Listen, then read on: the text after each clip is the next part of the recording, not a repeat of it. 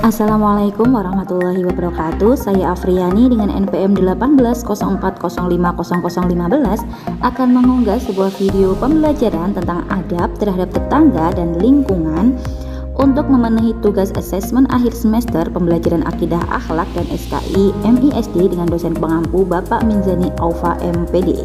Selamat menyaksikan.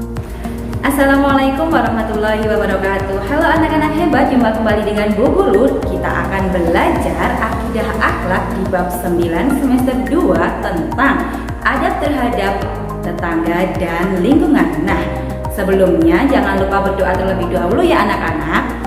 Nah, nanti tujuan pembelajaran hari ini itu adalah anak-anak mampu memahami materi tentang adab terhadap tetangga dan lingkungan.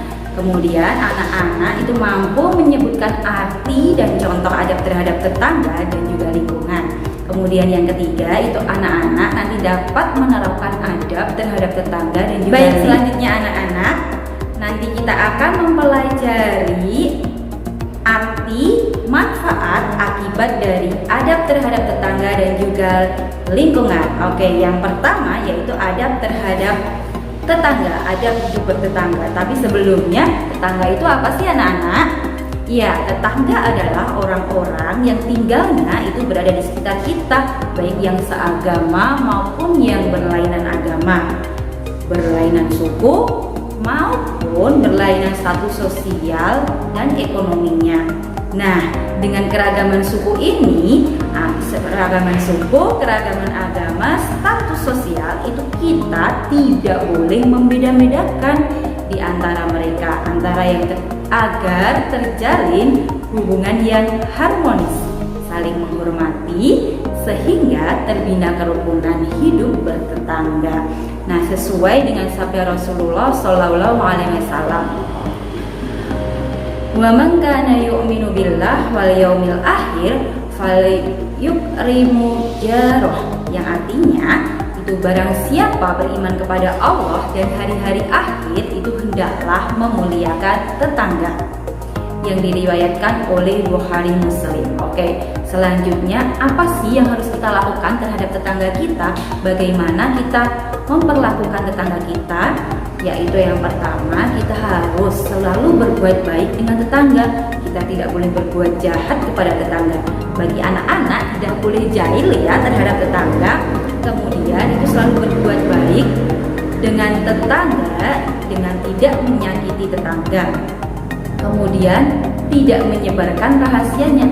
Nah, jadi jika ada tetangga yang curhat kepada kita, yang bercerita kepada kita, itu kita tidak boleh membocorkan rahasianya, kita tidak boleh memberitahu kepada orang lain.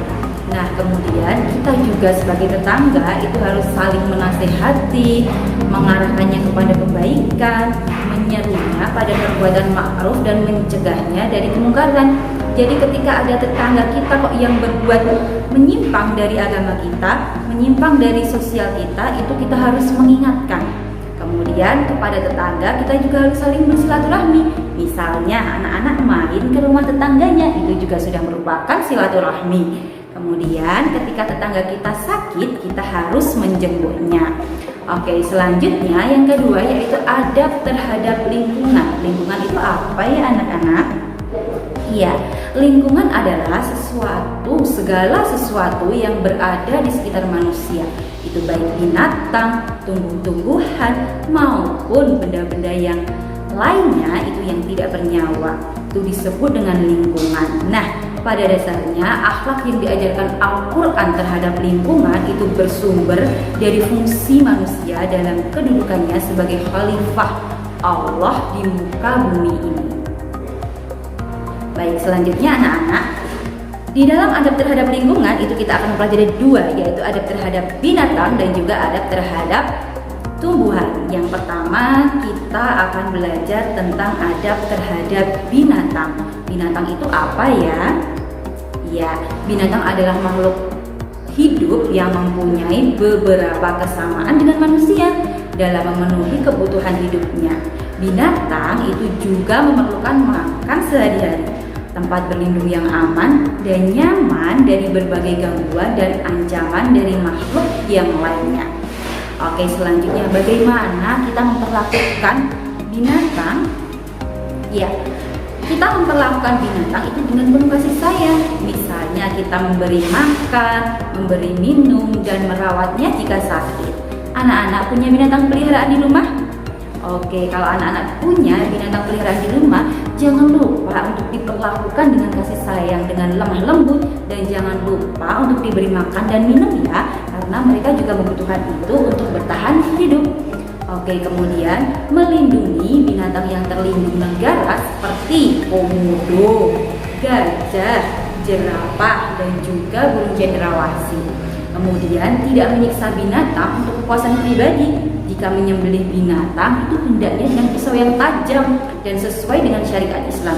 Karena apa anak-anak? Karena kalau kita menyembelih dengan pisau yang tidak tajam itu akan menyiksa hewan, akan menyiksa binatang yang kita sembelih. Itu tidak boleh. Oke, kemudian itu juga menjaga ekosistem sebagai tempat hidup binatang. Jadi kita tidak boleh merusak tempat tinggal binatang ya anak-anak. Oke, kemudian kita juga menjaga dan tidak menyakitinya. Kemudian tidak menyiksa dan tidak menjadikan hewan itu sebagai hewan aduan. Misalnya ayam diadu dengan ayam, itu tidak boleh ya. Oke, selanjutnya yang kedua yaitu adab terhadap tumbuhan. Ya, Allah Subhanahu wa Ta'ala itu memberikan kita tanah yang subur. Setiap benih yang kita tanam itu dapat tumbuh dengan baik. Setiap pohon yang kita tanam itu akan tumbuh dengan subur dan lebat daunnya. Bermacam-macam buah itu dapat kita peroleh dengan mudah, termasuk sayur-sayuran yang dengan mudah dapat dibudidayakan.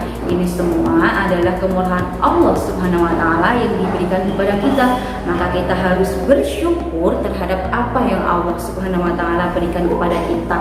Caranya bagaimana? Dengan menjaga lingkungan. Apabila kita tidak menjaganya, itu bisa terjadi bencana alam. Contohnya yaitu ada tanah longsor, kebakaran hutan, banjir, kekeringan, dan juga tanah tandus. Bagaimana biar bencana alam itu tidak terjadi? Nah, caranya adalah dengan kita menjaga tanaman yang terdapat di lingkungan rumah kita dengan cara menyiramnya secara teratur, bisa 2 kali sehari, setiap pagi dan sore hari.